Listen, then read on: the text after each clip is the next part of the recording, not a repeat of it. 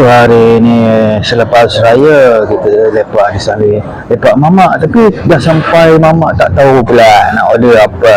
Pening lah, lepak minum sekejap kita ambil order ni, hantar beg dari Sunway ke USJ. Dia cakap ni kotak ni boleh sampai muat tak dengan motor. Saya cakap motor tak muat. Muat motor muat, kalau kereta tak muat. Saya pun meneruskan perjalanan ke USJ mengantar. Tak hujan lah ini, Summit Mall dekat saja dengan lebih kurang 10 minit saja untuk sampai.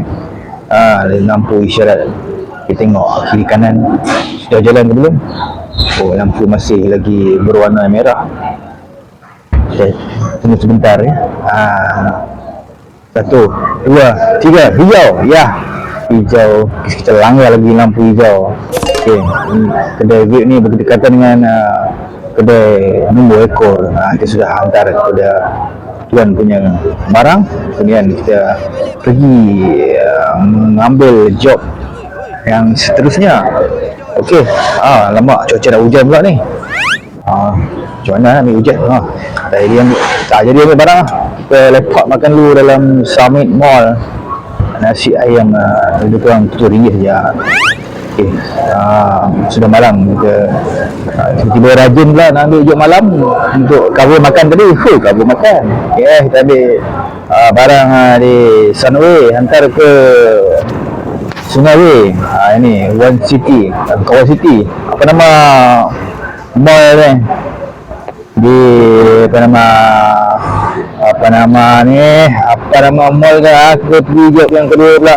Kita ambil daripada Vilo EJ Taman Medan. Bergegas kita pergi ke Union Street Sunway. Call tak angkat pula. Tak apalah, kita letak sini, kita WhatsApp dia. Okey, sekarang kita pergi dapat jual dulu tu. Kita pergi ke Sunway Pyramid Orange. Sampai Orange dia pesan. Sampai call. Tengah on the way. Sudah dapat barangnya. Kita bergerak pergi ke hantar ke USJ 2. Okey, dah sampai USJ 2 ini barangnya. Okey, mana orangnya? Call orang. Okey, boleh balik. Balik.